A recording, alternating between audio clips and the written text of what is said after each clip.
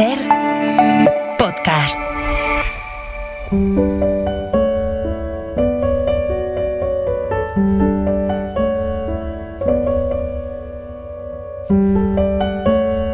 Un libro, una hora.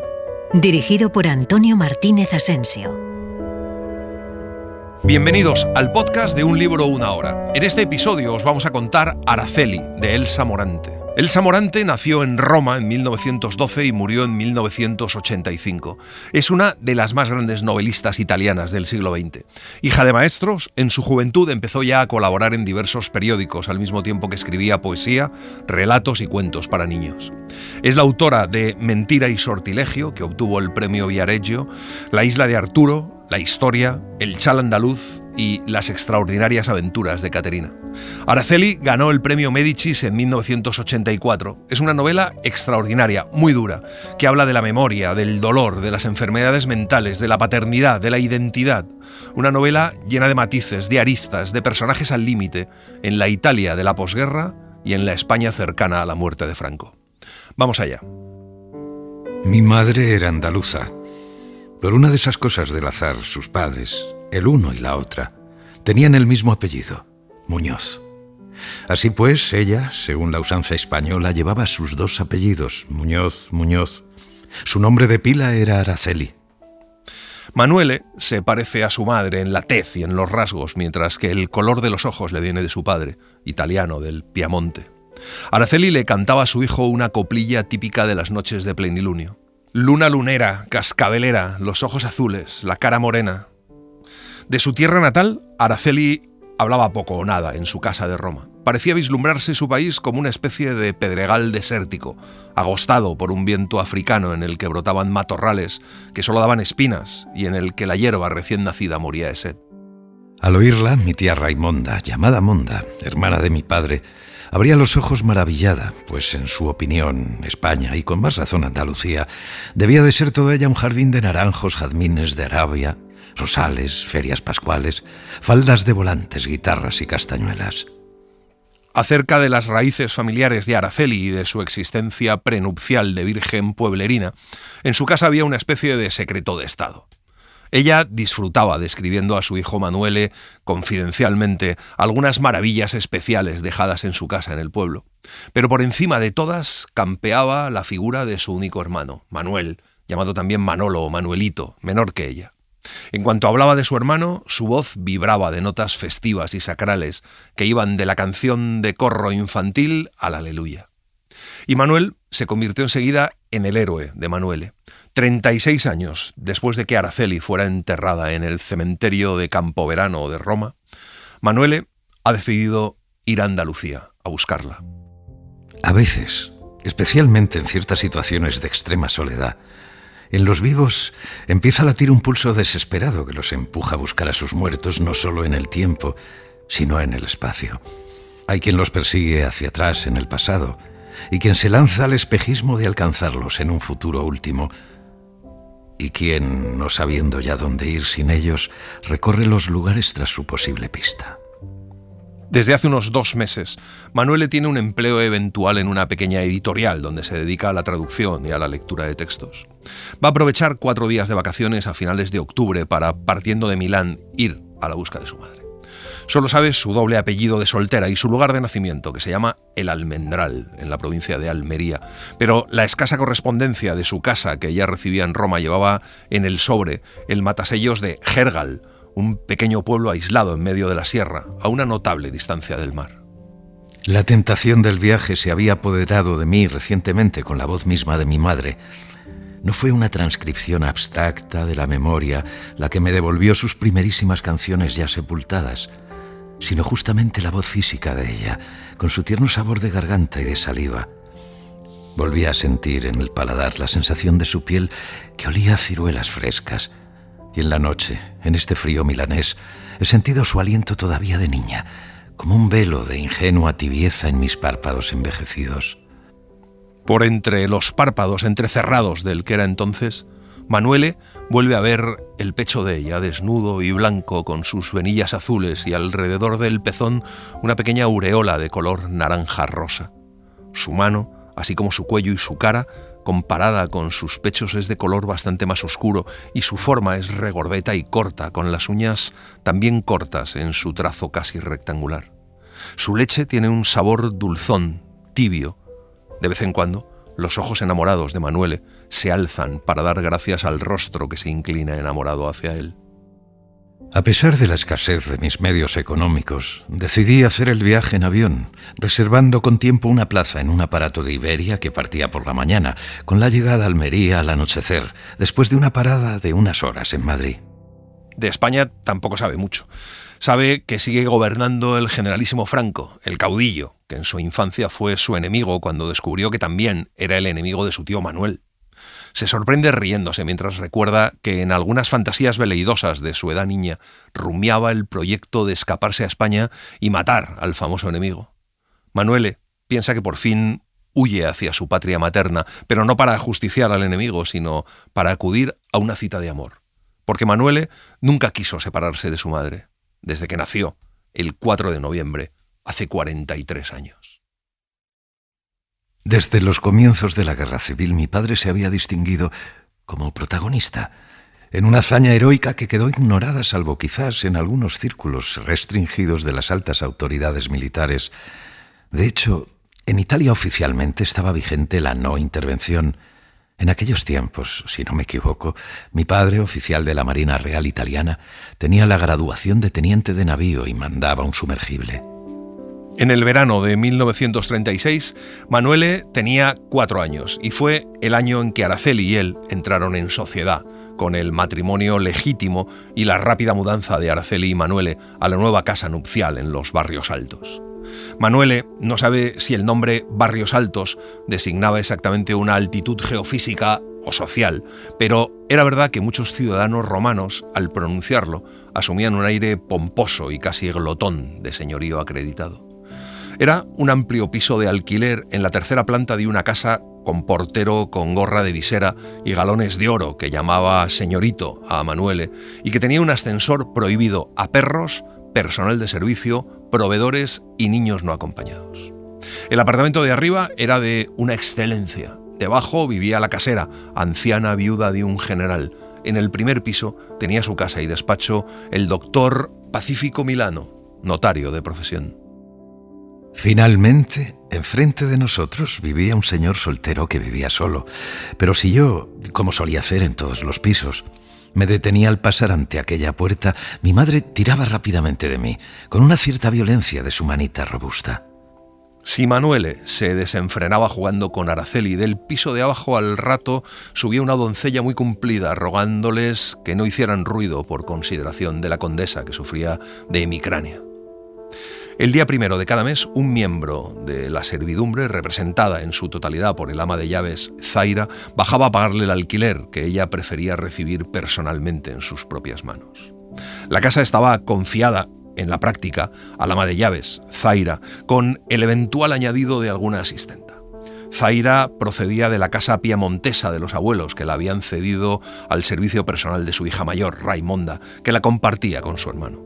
Raimonda, tía Monda, vivía sola, algo más allá de la zona residencial, en un edificio muy grande, en una casa menos distinguida, pero más moderna, en la que ocupaba un ático de su propiedad en la 7ª planta, con vistas a una gran plaza entonces en construcción. A sus 40 años era bastantes años mayor que mi padre. Llevaba su virginidad sin amarguras y serenamente, casi feliz en su casta soledad. Completando su renta personal, fruto de la herencia de una tía abuela, trabajaba como asesora o secretaria en ciertas publicaciones pedagógicas. La tía Monda sentía terror y horror hacia los comunistas. También Zaira, de acuerdo con su ama, profesaba un anticomunismo implacable, visceral y a la vez ideológico. Pero Zaira no compartía la admiración de la tía Monda por el duce Mussolini, ya que, según Zaira, era un advenedizo y no un auténtico señor, un intruso. Ella reservaba su propio respeto de súbdita solo a la legítima casa reinante. El nombre de pila del padre de Manuele es Eugenio. Cada vez que Eugenio volvía, al oír su timbrazo especial, Araceli, con el corazón saltándole de alegría en el pecho, corría a peinarse mientras él ya la llamaba desde la puerta con su voz de tenor modulada entre la timidez y la impaciencia feliz. De la ronca garganta del altavoz salen ahora unos gritos en los que me parece descifrar el anuncio de salida para Almería. Así pues, para mí vuelve a reanudarse el movimiento. La puerta de embarque está abajo, al final de las escaleras, y al bajar veo allí en el fondo mi meta, el Almendral, reducido a nada más que una fosa descubierta sin huella alguna de restos, ni de huesos ni de cenizas. Aterrizan en el aeropuerto de Almería en medio de la oscuridad y la lluvia. Manuele se ve casi arrollado por la bulla circundante de las bienvenidas y las llegadas. Abrazos tan apretados que todos parecen amantes. Solo a él no lo espera nadie. Pero el sonido de los besos le recuerda a los ruidosos besos de Araceli. Desde que perdió su primer amor, Araceli, nunca más nadie le dio un beso de amor. Recuerda a un antiguo amor que tuvo, Mariuccio, que le despreció. Manuele solo ha tenido 2 aventuras con mujeres que fueron grandes fracasos y después nunca más volvió a intentarlo. Al mudarse a Milán comenzaron sus otros infelices amores. Si ahora, a mis 43 años, me he echado al camino a la caza de un fantasma, es porque hace tiempo que aprendí, y ya sin ninguna duda, que no tengo nada que ofrecer a nadie en digno intercambio. No veo gracia en los corazones. Ya está el amor pagado, que entristece mi pensamiento hasta el llanto. Ya sería una mercancía superior a mis medios. En el autobús que parte del pequeño aeropuerto hacia Almería ciudad, se sienta apartado en el fondo. Tiene apuntadas las señas de un hotel barato no lejos del puerto y del centro. En el pequeño vestíbulo le recibe un viejo sentado detrás del mostrador escuchando un transistor. Al adentrarse en la explanada del puerto reconoce en un imprevisto sobresalto que por allí pasó una vez Araceli y que ahora sus pies pisan la huella de sus piececitos jóvenes. Manuele entra en un bar donde anuncian paella. Pide una grapa, pero le sugieren un chinchón. El local está casi vacío. En lo alto, casi tocando el techo, hay una televisión a la que nadie hace caso. De pronto suena una marcha patriótica. La señora que está en la caja mueve un brazo y se santigua devotamente. Manuele pregunta en voz alta si se ha muerto Francisco Franco. El generalísimo vive, le responden. Se cuenta que durante los primeros meses de sus amores, mi padre tuvo escondida a su muchacha andaluza en algún albergue de fortuna en las cercanías de la flota, La Spezia, Livorno. Pero cuando la muchacha quedó encinta, hubo que procurarle un refugio mejor, y así se decidió su traslado a Roma, donde vivía Raimonda, su única hermana, que podía darle protección y asistencia. Viven en un pequeño chalet del barrio de Montesacro, en Roma, que Manuele, en su voz infantil, llamaba Totetaco. En la familia se recordaba la ignorancia de Araceli de entonces. Se murmuraba que al principio desconocía por completo los aparatos higiénicos y que se ponía de pie en la taza del retrete agachándose luego en lugar de sentarse en ella, y que no conocía el uso del cepillo de dientes, ni del liguero, ni de la plancha. En el nuevo domicilio legítimo en los barrios altos se evitaba mencionar el barrio de Montesacro, y cuando Manuele decía Totetaco, hasta Araceli se sonrojaba. Acostado en el hotel en Almería, Manuele duda de la existencia real de Totetaco, así como de la del Almendral. En autobús llega al lugar que no es un campo de almendras, es un pedregal. Del mundo en el que pretendo encontrar a Araceli me llega la consabida y única respuesta. ¿Qué buscas? ¿A quién buscas? No hay nadie. Y lo mismo da que te quites las gafas, no hay nada que ver. El cuarto cumpleaños de Manuele se celebró en la nueva casa de los barrios altos. El 4 de noviembre se conmemora la victoria sobre Austria en 1918. Por eso, Eugenio sugirió llamar a su primer hijo varón Vittorio Emanuele, en homenaje al rey de Italia. Araceli quedó orgullosamente complacida de que el hijito se llamase como el rey y hasta se sonrojó de contenta al descubrir que Emanuele era igual a Manuel, el nombre de su hermano. Todos se acostumbraron a llamar al niño Manuele o Manuelino. Desde el principio, los modos de Eugenio con su hijo mostraban, junto a una torpe impericia en su oficio de padre, una vacilante y confundida discreción. Entre ambos se estableció, en lugar del afecto carnal, una silenciosa concordancia, posiblemente en virtud de su común pasión por Araceli. El autobús se para. Llegamos. Hundida en un ancho hoyo por debajo de la carretera, Hergal se me muestra toda entera en su pequeña superficie achatada de tejados iguales de color gris pizarra. De los viajeros del autobús solo 2 bajan en Hergal, un viejo y una vieja de aspecto campesino. Desaparecen al otro lado de una fila de casitas. Manuele da vueltas sin más interés ni curiosidad que estar en un lugar pisado anteriormente por los pasos de Araceli y desde donde Manuel enviaba sus postales. Por una puerta abierta sin ningún letrero indicativo, distingue el mostrador de una pequeña taberna. Para mí Manuel era una fe y por tanto su fe también era la mía. Después de su muerte en la Guerra de España, el comentario póstumo, bisbiseado por la tía Monda fue: por desgracia estaba en el otro bando. Aquellas palabras de la tía Monda echaron dentro de mí la semilla de una rebelión fatal. Si Manuel estaba del lado de los comunistas, yo también tenía que estar con él. Fue una elección de honor, su primera propiedad personal que mantuvo oculta a todos. Tras la muerte de Araceli, Manuele se fue a vivir con sus abuelos y luego le metieron en un internado. En aquel otoño de 1944, Manuele sabía poco de la guerra. Sabía que Italia estaba dividida en 2 partes, que Roma estaba en la otra parte y en el medio había una línea que no se podía atravesar. Que por el cielo pasaban aviones que bombardeaban las ciudades y que habían destruido Turín y por todos lados corrían enemigos armados. Manuele había oído que en las montañas, por encima de la colina, existían ciertas bases ocultas de los partisanos. Y un día se escapó del internado. Echó a correr campo a través, encontró a 2 campesinos y les preguntó si eran partisanos. Y los 2 hombres le engañaron, le humillaron y le hicieron creer que estaba detenido.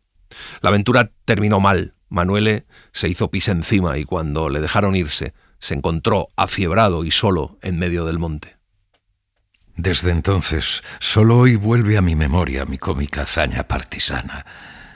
Durante más de 30 años quedó sepultada en la pequeña y brumosa necrópolis de algunas de mis experiencias infantiles. Mientras Manuele bebe apoyado en la barra de la taberna el primer chinchón, se entera de que se está instalando un observatorio astronómico hispano-alemán, porque esa es la zona más luminosa de Europa. Manuele decide dirigirse hacia allí. Un hombre le dice que debe volver a subir la pequeña cuesta de Hergal, ir hacia un castillo que se ve arriba y seguir por el camino asfaltado hasta un cartel que indica El Almendral. Y al levantar la vista se lleva otra sorpresa. Encima de la entrada, en la pared, hay una especie de fetiche de terracota en el que de golpe reconoce la misma pequeña forma de un talismán que Araceli colgó de su cuello después de que una gitana le dijera que moriría antes de los 16 años. Es el famoso hombrecillo de brazos extendidos que sostienen el gran arco, un genio tutelar del lugar. Manuele nunca supo lo que significaba, a pesar de llevarlo durante años en su pecho. Parece un mensaje de Araceli. Tal vez su regalo del talismán debí entenderlo entonces como una cita. Te espero en tu vejez en el almendral. ¿Me reconoces, Araceli? ¿Aún te gusto? ¿Te parezco bello? Manuele cree que empezó a gustar menos a Araceli cuando por primera vez le pusieron gafas. Era su primer año de escuela y el segundo año en la nueva casa. Araceli todas las mañanas le acompañaba a la escuela e iba a recogerle vestida con distinguida elegancia. En lugar de la temblorosa torpeza de los primeros tiempos, en la ciudad había adoptado un porte de excesiva seriedad, a veces incluso torvo. Caminaba con paso impetuoso y llevaba los ojos bajos, no por modestia, sino por su no vencida timidez rústica que podía pasar por soberbia. Con las gafas, Manuele había descubierto los aspectos del mundo con una claridad y un relieve inusitados. Antes nunca se había dado cuenta de lo duras y brutales que eran las señales en los rostros humanos. A los 5 años, las monjas habían pasado a Manuele al segundo curso y se le consideraba como una especie de prodigio en los estudios. Sus éxitos escolares enorgullecían a Araceli, pero también la intimidaban. La suya era una inteligencia distinta a la nuestra. Era una sustancia umbrosa, inescrutable y secreta que corría por todo su cuerpo como una infinita memoria carnal, mezcla de regocijo y de melancolía. Yo creo que su inteligencia la hacía capaz de advertir en los espacios y en los tiempos presencias, movimientos y meteoros negados a nuestro conocimiento. Poco después, Manuele descubrió los libros. En sus primeros tiempos en los barrios altos, sus lecturas predilectas seguían siendo los cuentos, los bonitos, que tenían un final feliz, y los feos, que eran los demás. Uno de los días, demasiado ansioso de comunicar a alguien su último y excitante descubrimiento literario, se metió en la cocina con Zaira, a la que le leyó en voz alta. Zaira, al terminar la lectura, añadió: «Y vivieron felices y sonrientes, y nosotros aquí, con un canto en los dientes». En sus relaciones con Zaira, Araceli siempre se mostraba rodeada de una sombra amenazadora. La mantenía a distancia, esquivándola al pasar de una habitación a otra, con las mismas maniobras que una gata huraña. Pero dejaba en sus enérgicas manos el pleno gobierno de la casa, y Zaira, como sirvienta experta, la obedecía solícita, con un servilismo hipócrita y casi empalagoso. Al correr de mi infancia, el esposo de Araceli, en lugar de encarnar para mí la especie paterna, cada vez más representaba un culto. Desde mi nacimiento, paternidad significaba para mí ausencia, y ya se sabe que la ausencia es una ley ordinaria de los dioses, los cuales, con el fulgor de sus apariciones extraordinarias, nos confirman su propia sustancia divina. Y él mismo mantenía su pudor cohibido o su ineptitud en su oficio de padre, tal vez por efecto de la rigidez disciplinaria en que lo había educado su propio padre. Manuele siempre evitaba llamarlo papá. En casa y fuera de ella oía que todos lo llamaban mi comandante. Un día Manuele tocó su manga y le llamó comandante. Él se echó a reír a carcajadas, pero sin decirle cómo tenía que llamarlo. Entonces Manuele renunció a llamarle con cualquier apelativo directo. Para atraer su atención, tocaba la manga de su chaqueta y él le animaba con una sonrisa de sus grandes dientes blancos, acompañada de su consabido gesto de acariciarle el pelo. Cada vez que volvía a casa, Araceli lo informaba de los éxitos escolares de Manuele y a él se le iluminaba la cara, complacido, pero le decía que no debía exagerar con los estudios, que debía jugar, ejercitar los músculos, respirar oxígeno, que le veía crecido pero un poco desmejorado. Además de veneración, yo siempre le guardaba gratitud, pues cada vez que regresaba, Araceli volvía a florecer. En su cara se disolvía aquella especie de hollín que la entristecía según los días en sus largas ausencias. Para mi madre, la presencia del esposo era un escudo deslumbrante que la protegía de cualquier adversario y le confería un patriciado absoluto. Poco a poco, con las sucesivas separaciones, Araceli aprendió a pasar sus días en una actividad febril, adecuándose a su estado de señora. Pero en marzo de 1938, Araceli sufrió un cambio. Supo que estaba embarazada, y ese fue el único objeto de sus pensamientos cotidianos. Era presa de inquietudes y estupores, como si estuviera en su primer embarazo. Manuele no era capaz de imaginar a su hermana. La veía no como un embrión, sino como una niñita ya completa, aunque mínima. Araceli, desde que estaba encinta, buscaba constantemente la compañía de Manuele como antes. Le estrechaba y le besaba, mientras le preguntaba si quería a su hermana, que ya tenía nombre, Encarnación, familiarmente Carina. Araceli se dedicaba a las labores por la mañana, tarde y noche con tal fervor que hasta en sueños veía el punto, los encajes y los bordados. Gozaba de un placer extremo cosiendo y adornando con sus manos ropita de una pequeñez inverosímil, en la que desahogaba en libertad sus propios caprichos pueriles y los deseos fastuosos de su sangre hispano-oriental. Según Flavia Cartoni, por geografía y por tema, Araceli es una novela muy cercana al mundo español, pero lo es incluso más por cuestiones lingüísticas.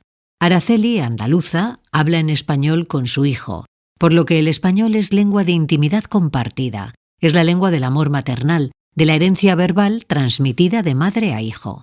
Una intimidad debida al recuerdo de las nanas, de los cuentos y de los monstruos que alteraron el sueño del pequeño. De forma que la novela está llena de palabras, frases y nanas en español.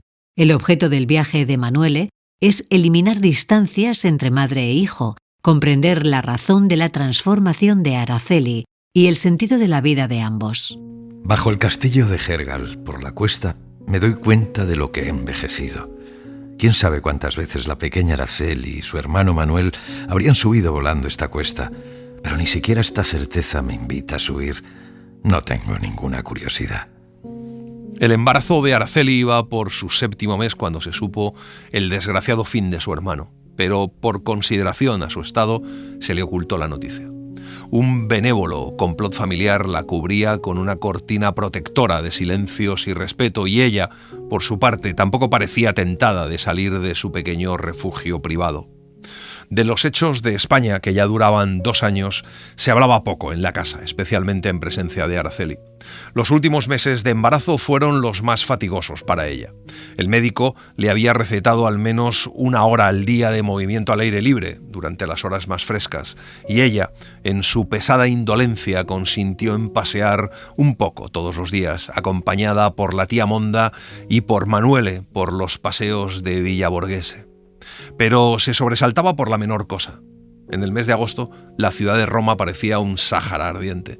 Araceli se pasaba el día y la noche empapada en sudor. En octubre se recibió una postal de Manuel. Ya llevaba meses muerto, pero sabe Dios el camino que recorrió la postal hasta llegar allí. Cuando Manuele se la llevó contentísimo a Araceli, su madre le dijo que se la llevara, apartándola con un gritito desasosegado. Después de esta escena, nunca más, por lo que recuerdo, volví a pronunciar el nombre de Manuel. Ni yo me atreví a nombrárselo. El por qué no lo sabíamos, pero aquel silencio recíproco se convirtió en una especie de complicidad secreta entre ella y yo. Araceli quería que su hija naciera en Roma, en su casa, y su voluntad fue cumplida solo en parte. El nacimiento de Karina fue en Roma, sí, pero no en casa. Araceli la parió en una clínica y no fue un parto fácil. Pocos días más tarde, Araceli y Karina desembarcaron sanas y salvas en la casa de los Barrios Altos. La vida de Karina fue tan breve que de ella solo me quedaron vivas un par de imágenes fijas, como instantáneas. En la mitad de una mañana, cuando se creía que la niña dormía, la encontraron muerta dentro de su cuna. Al volver del colegio, a Manuele le sorprendió un silencio innatural. Araceli, bajo la acción de un narcótico, dormía profundamente.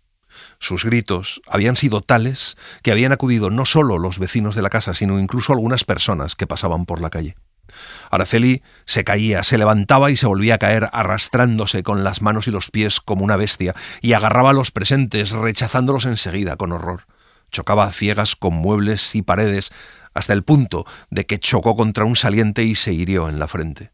Y no emitía palabras humanas, sino solo voces brutales y irreconocibles. Así pues, ella dormía cuando me llamaron para despedir a mi hermanita antes de su partida de la casa de los Barrios Altos, obviamente hacia el paraíso. La niña ya estaba preparada para el viaje dentro de su minúscula caja de madera blanca, y recuerdo que ante su presencia me quedé perplejo, con una sensación de equívoco y de irrealidad. Manuele no quiso darle un beso a su hermana muerta. Vio en un fondo tembloroso a su padre de uniforme firme y rígido como en una revista naval. Un horror paralizaba los sentidos de Manuele, no por el adiós de la hermanita, sino por la espantosa sospecha de que su madre volase en pos de ella. Araceli, cuando salió de aquella jornada de letargo, parecía una sonámbula o una tonta. Mientras tanto, en la alcoba matrimonial se habían llevado la cuna y también desaparecieron de la casa las demás huellas de Karina. Pero Araceli no dio ninguna señal de haber notado aquellas desapariciones y nunca más, desde entonces, volvió a nombrar a la niña. Pasaba días enteros en su cuarto con los postigos cerrados en busca de oscuridad, y allí sola se sentaba en una butaca bajita, toda encogida dentro de una manta, con sus ojos fijos que parecían 2 carbones apagados. O bien se echaba en la cama y durante largo tiempo se oía, más allá de la puerta, un lamento solitario semejante a un estertor, y a veces, de golpe, prorrumpía en un grito descompuesto como el de un pájaro nocturno que choca, perdido, entre mares de cemento. Yo a veces, desesperadamente ansioso de caricias maternas, me metía en el cuarto y me acercaba. Y ella, con sus labios secos, apenas me besaba, como en un sueño. Luego, súbitamente enfriada, se arrebujaba mejor en su manta, mientras mi padre me empujaba dulcemente hacia la puerta, diciéndome en voz baja: «Vete, vete. Mamá necesita descansar». El estómago de Araceli rechazaba todo alimento y el té de la tarde era su única comida cotidiana. La antigua aversión de Araceli por Zaira estalló de manera inesperada y extravagante. Un día, con una especie de horror fantástico, tiró el plato que le llevaba Zaira al suelo y le tiró un objeto agarrado al azar de la mesa que por suerte marró el blanco, y sudando como si tuviera un ataque de fiebre, le pidió al comandante que la echara, que era una bruja y que traía mala suerte. Naturalmente, a Eugenio le fue imposible despedir para siempre a Zaira, que servía en la familia desde hacía más de 30 años, pero le ofreció unas largas vacaciones pagadas en su pueblo, que nunca había tenido. Por fin, al final de la semana, Araceli salió de la alcoba, daba vueltas por los cuartos envuelta en mantas y chales, pues en todas partes tenía frío. Caminaba torpemente, como medio cegata, y de vez en cuando volvía a sentarse en su habitual butaca de cuando estaba encinta y que ahora parecía de mayor tamaño, tanto había empequeñecido ella. Cada timbrazo o voz extraña la alarmaba, obligándola a abandonar la butaca en que se refugiaba, y al moverse metía la cabeza en los hombros como un animal perseguido en una batida de caza. Por la mañana tardaba en peinarse debido a que el peine le hacía daño. Eugenio se vio obligado a partir al fin. Ella se agarraba a su chaqueta pidiéndole que no la dejara sola y él le prometió apresurar su regreso. Muchas mañanas, a la hora de ir a la escuela, una especie de esperanza imprecisa llevaba a Manuele al dormitorio de su madre. Pero delante de aquella puerta cerrada se paraba inmóvil, como un muñeco de yeso, mientras, desde el vestíbulo, le llamaba la voz de la asistenta por horas, ya lista con su cartera y su cestita para acompañarle a la escuela. Eugenio cumplió su promesa y adelantó su regreso, y al final solicitó y obtuvo un destino fijo en Roma, en el ministerio. Solía ir de uniforme, pero dentro de él parecía reflejar el íntimo malestar de un abuso, como un pollo disfrazado de albatros, hasta el punto de que en ciertas ocasiones expresaba un vago alivio al quitárselo, como si fuera un desertor. Recuerdo una fugaz escena en la que él, todo sonrojado, le preguntaba esperando con ansia su respuesta: «¿Te alegras de que ahora esté contigo?». Y ella estallaba en sollozos y le besaba las manos.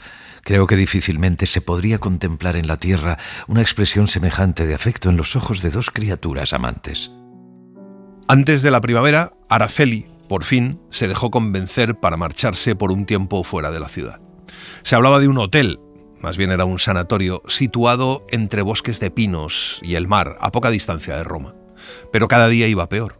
Un día, Manuele la vio caminando con torpeza por la casa mientras un reguero de sangre caía por sus piernas. Eugenio y Araceli decidieron irse al campo una temporada, y la sospecha de Manuele aumentó. Sentía que Araceli no era igual. Una noche creyó oír que un objeto externo chocaba contra las persianas cerradas y, en la duda de que fuera un murciélago, se tiró de la cama y salió corriendo de su habitación. Horrorizado, se decidió a llamar al asistente de su padre, Daniele, que dormía en el cuarto del servicio, que le preguntó si tenía cerrada la ventana. Solo los espíritus atraviesan los cristales y las paredes, pero los murciélagos no son espíritus, son seres vivos. Al día siguiente, Araceli llamó por teléfono a Manuele. Su voz era clara, insólitamente animada.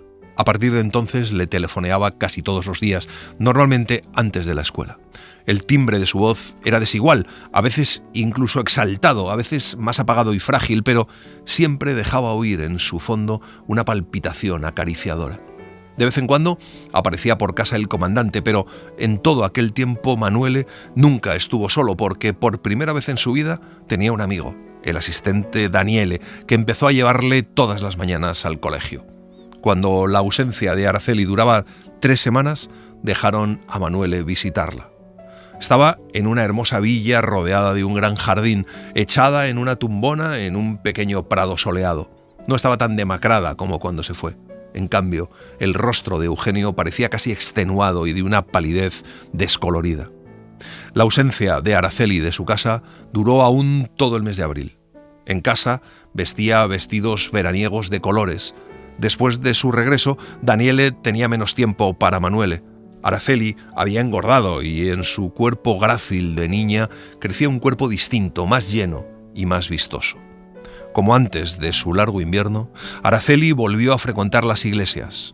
Todos los días llevaba a Manuele a la escuela y le recogía a la salida. Con frecuencia le abrazaba y le besaba, mimándole con su lenguaje divino, mezcla de italiano y de español. En aquella época cedía a la risa con facilidad y a veces también a las lágrimas. Mi incurable amor por ella sufría ahora una fascinación nueva y difícil. A veces estaba delante de ella casi sin reconocerla y la miraba estupefacto y perplejo, pero siempre subyugado por sus transmutaciones. Eugenio estaba ausente buena parte del día y Araceli, especialmente por las tardes, se veía intermitentemente asaltada por una inquietud sin desahogo hasta la hora de su paseo cotidiano. Pero en esos días, más que un paseo, parecía una fuga extravagante, no se sabía de dónde ni hacia dónde. Después de muchas vueltas sin sentido, empezaba a turbarse hasta sentir un pánico anormal y volvía a casa corriendo. Araceli suscitaba la admiración de los hombres al pasar. Las voces de alabanza a su belleza, las miradas parlantes parecían tocar físicamente su epidermis como lenguas o dedos, haciéndola estremecerse. A veces, cuando se sentaba en un café, adoptaba posturas que anteriormente la habrían llenado de vergüenza. Pero si algún admirador se animaba a seguirla, ella apretaba la mano de Manuele febrilmente como pidiéndole ayuda y se escabullía a la carrera toda sudada y temblorosa. Cuando Eugenio regresaba del trabajo, Araceli lo esperaba asomada a la ventana y en cuanto lo veía aparecer en la calle, corría a la puerta de casa para abrírsela por adelantado, con las manos temblorosas por abrazarlo. Pero en el momento de apretujársele ella, ya no le pedía refugio como en la época de luto por Karina. Ahora su cuerpo, más que de refugio, le servía de instrumento para satisfacer, por fin, su sed inapagada. El comandante solo le respondía, amor mío, con una voz alterada y juntos se dirigían a su alcoba. Manuel entonces se mantenía a distancia respetuosamente. Solo un día Manuele vio cómo Araceli se arrodillaba delante de su marido, que en la violenta congestión sanguínea que le encendía el rostro parecía un muchachito enfermo de sarampión. Con un sobresalto de sus músculos se dobló hacia Araceli y, moviendo sus pupilas en una exploración inquieta, de repente descubrió a Manuele y le gritó «¡Vete de aquí enseguida!», antes de desplomarse al suelo encima de ella. La novela tiene como un hilo conductor la sensualidad y el placer, la atracción y su pérdida. La belleza de la joven Araceli contrasta con los cambios en su aspecto y en su vida. Poco a poco la salud, la fuerza y la hermosura de la madre cederán. La madre no deja de ser guapa tanto porque haya envejecido como, más bien, porque ya no es una persona sana y tanto el dolor como la enfermedad se han apoderado de ella. Al final de su vida, el cuerpo es para Araceli un peso que inquieta y trastorna. La pérdida de armonía, para Elsa Morante, representa la convivencia con el signo de los tiempos, con el desequilibrio social, con el malestar del mundo y la injusticia. Llega el tiempo en que por la calle no solo se deja mirar por los hombres, sino que también los mira. Sus miradas son de una impudicia atroz, pero no se parecen a las de las vulgares mujeres que hacen guardia en las aceras. Hubo uno que le siguió a lo largo de todo el camino de casa, casi hasta la puerta. A punto de llegar a casa, murmuró algo a Araceli y ella apretó el paso, pero al poco rato se detuvo estallando en una carcajada de borracha. La cara de Araceli estaba sudorosa, salpicada de manchas sanguíneas, la mirada perdida. Con una voz pastosa e irreconocible pidió a Manuele que subiera solo. Pero más loco aún fue para Manuele el episodio del ascensor. Una mañana llegó a casa un tipo grande, barbudo, con un mono azul y una voz profunda, con el arrastrado acento romano. Era un operario de la compañía del gas. Araceli lo acompañó a la cocina. Apenas le llegaba a la altura del pecho. El hombre se puso a trabajar y Araceli, vigilando su trabajo, se le acercó rozándolo con su cara tan cerca que parecía que su nariz se demoraba en olerle el pelo y el aliento. El control del contador duró un tiempo brevísimo. Araceli acompañó al hombre al rellano y allí le invitó a bajar en ascensor, entrando en la cabina para acompañarlo abajo, pues si ella no iba, le explicó, iría contra el reglamento de los caseros, al mismo tiempo que se acurrucaba en una esquina del ascensor con una expresión miserable, a medias entre la rufianería y el embrutecimiento. Y me quedé en el umbral esperando con impaciencia su regreso. Perplejo miro la cabina en movimiento, que en lugar de bajar sube a los pisos altos y vuelve a bajar para volver a subir antes de haber llegado abajo. Sus puertas están cerradas, y una segunda vez, y una tercera y otra vez más la veo pasar arriba y abajo, como por obra de encantamiento. Detrás de su cristal opaco y sordo, apenas se nota un volumen de sombras informes que se mueven, pero es solo una aparición fugaz. Araceli no tenía ninguna opción. Bajo los ataques rabiosos de su morbo se echaba en los brazos de cualquier hombre, sin mirar su clase, ni sus modales, ni su tipo. sino solo su sexo. La única condición que no transgredía era que el hombre fuera un desconocido de paso, extraño a la casa y a su círculo.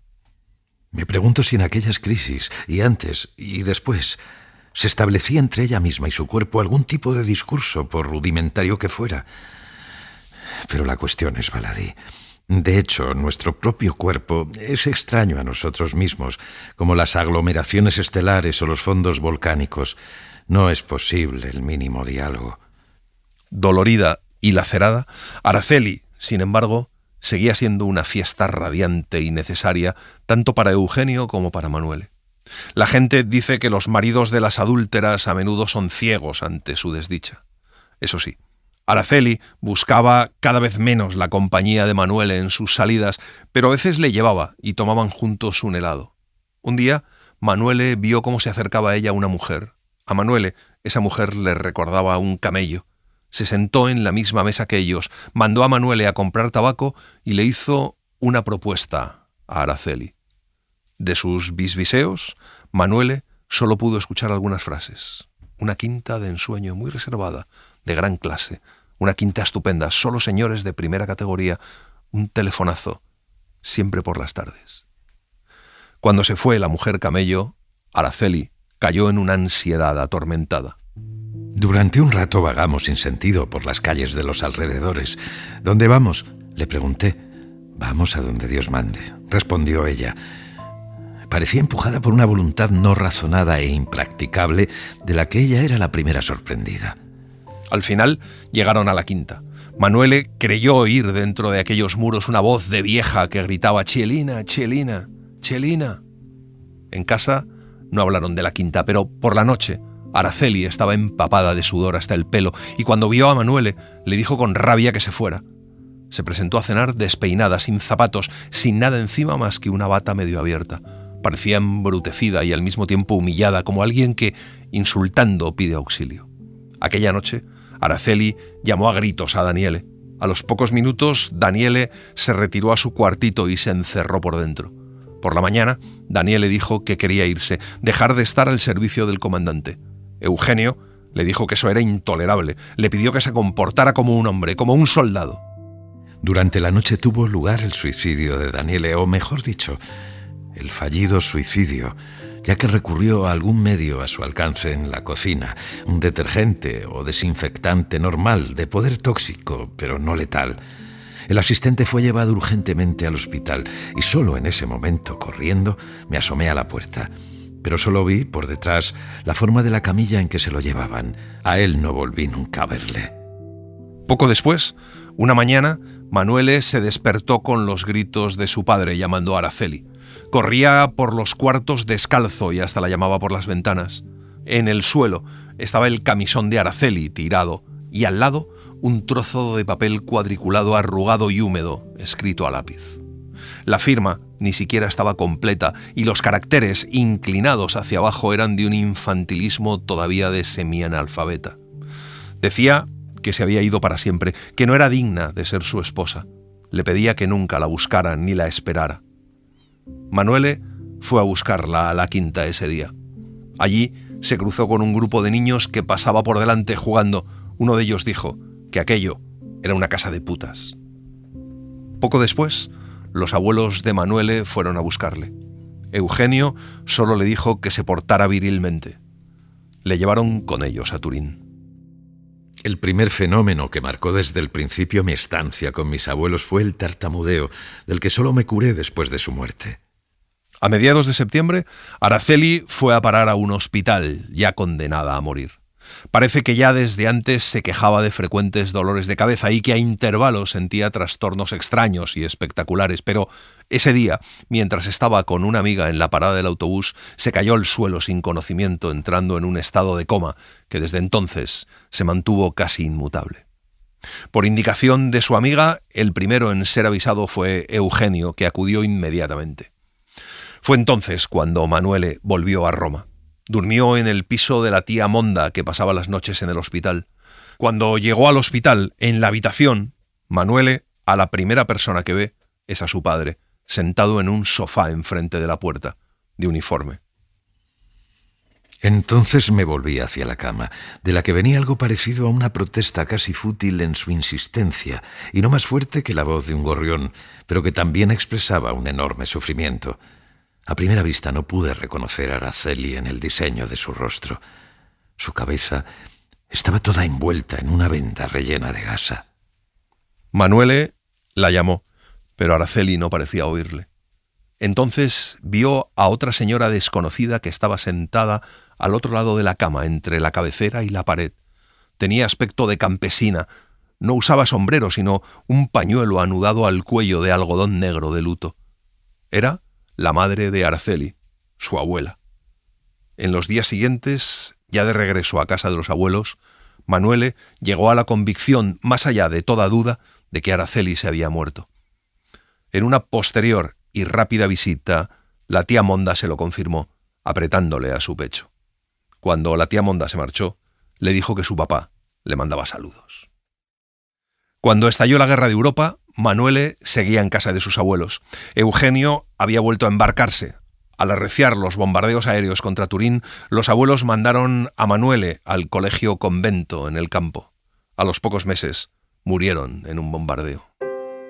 Y ahora aquí, por el estrecho sendero que del castillo de Hergal me lleva a la última estación de mi viaje, me sorprendo al reconocer en el paisaje que me rodea aquel mundo nunca antes visitado que soñé a mis 7 años en el tren que me llevaba a Roma desde el Piamonte para visitar a Araceli. Pero me rindo ya. Manuele imagina que se encuentra con Araceli, que habla con ella, que se reconcilia con ella. Y luego reanuda su marcha. Aparecen las primeras casuchas cerradas y se diría que deshabitadas. Aquello es el Almendral. Entra en una de las casas que parece un bar. Le llevan unos bollos dulces industriales y una botella de vino blanco. Con el primer vaso le pregunta al viejo si por casualidad conoce a una familia apellidada Muñoz Muñoz. El hombre sonríe desganadamente y dice que allí todo el mundo lleva ese apellido. Mi segunda fuga del colegio fue al final de la guerra, a la primera noticia de que la frontera entre el norte y el sur de Italia se había vuelto a abrir. Todavía no tenía 13 años y crecía bajo los estigmas de señorito y de mariquita.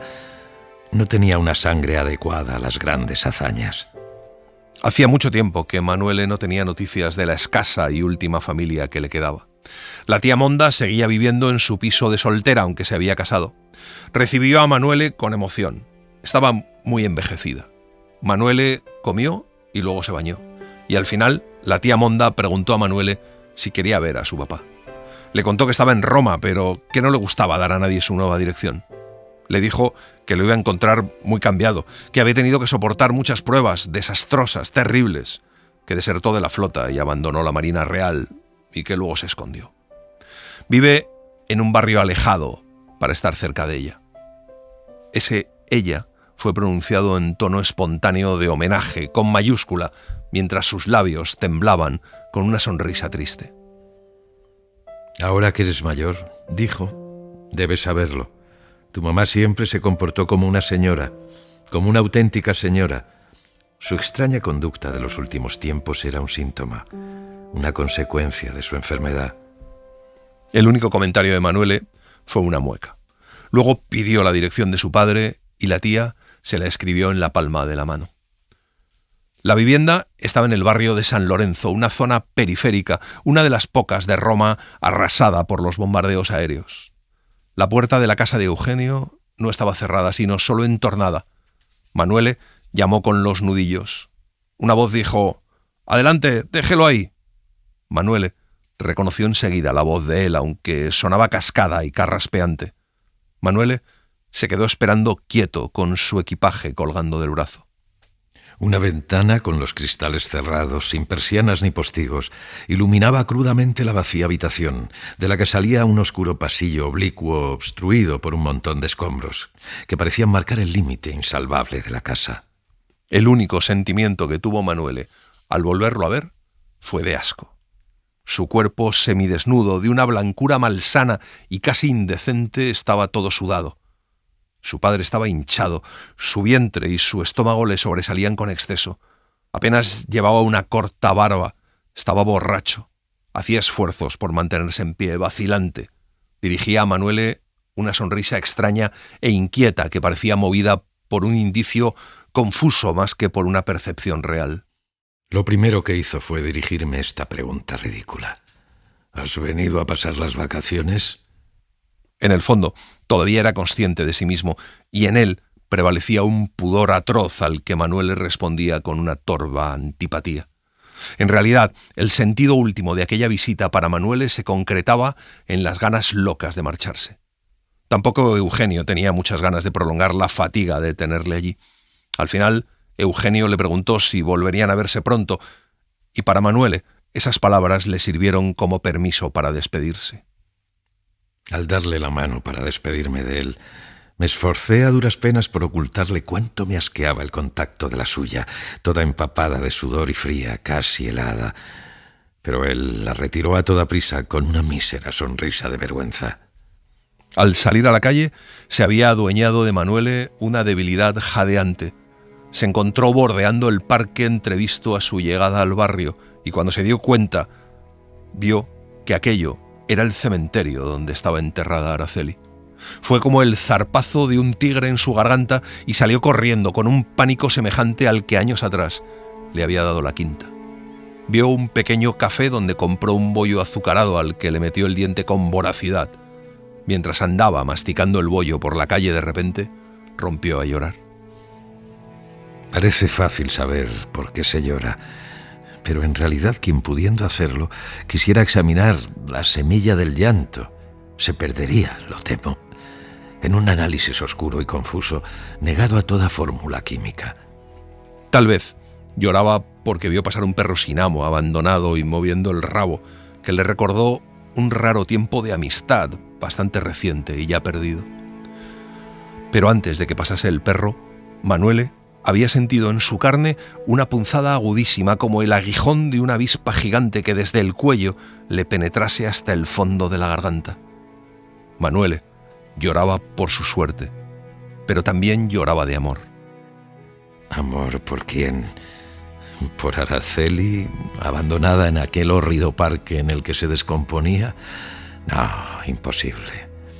Para mí en aquella época Araceli era negación, repudio, venganza, olvido. No éramos por ella. No, por ella no. Era amor por otro. ¿Por quién? Por Eugenio Ottone Amedeo. Nunca, a lo largo del tiempo, le había amado, pero durante su visita, mientras se moría de asco en su presencia, era presa de amor desesperadamente. Y si al despedirse en la puerta, en lugar de darle aquella mano asquerosa, le hubiera acariciado la cabeza, Manuel, tal vez, le habría gritado «Te amo». Porque en el otoño de 1946, más de un año después del estallido de aquel llanto, al recibir la noticia inesperada de que el comandante había muerto, Manuel fue mordido por la misma idéntica sensación que experimentó en aquella calle secundaria de San Lorenzo, como el aguijón de una enorme avispa que desde el cuello le penetrara hasta el fondo de la garganta. Esta no fue como la otra, portadora de llanto, pero algunos individuos son más proclives a llorar de amor que de muerte.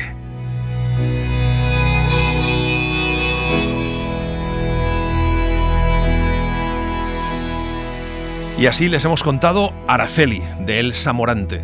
Hemos seguido la edición de la editorial Lumen, con traducción de Ángel Sánchez Gijón. Gracias por estar ahí y gracias por leer. Un libro, una hora, en la cadena SER. Un programa escrito y dirigido por Antonio Martínez Asensio, con Eugenio Barona y la participación de Olga Hernán Gómez. Edición y montaje de sonido de Pablo Arévalo. Diseño sonoro de Julia García Soto. Y en las redes, Laura Martínez Pérez. Para no perderte ningún episodio, síguenos en la aplicación o la web de la SER, Podium Podcast o tu plataforma de audio favorita.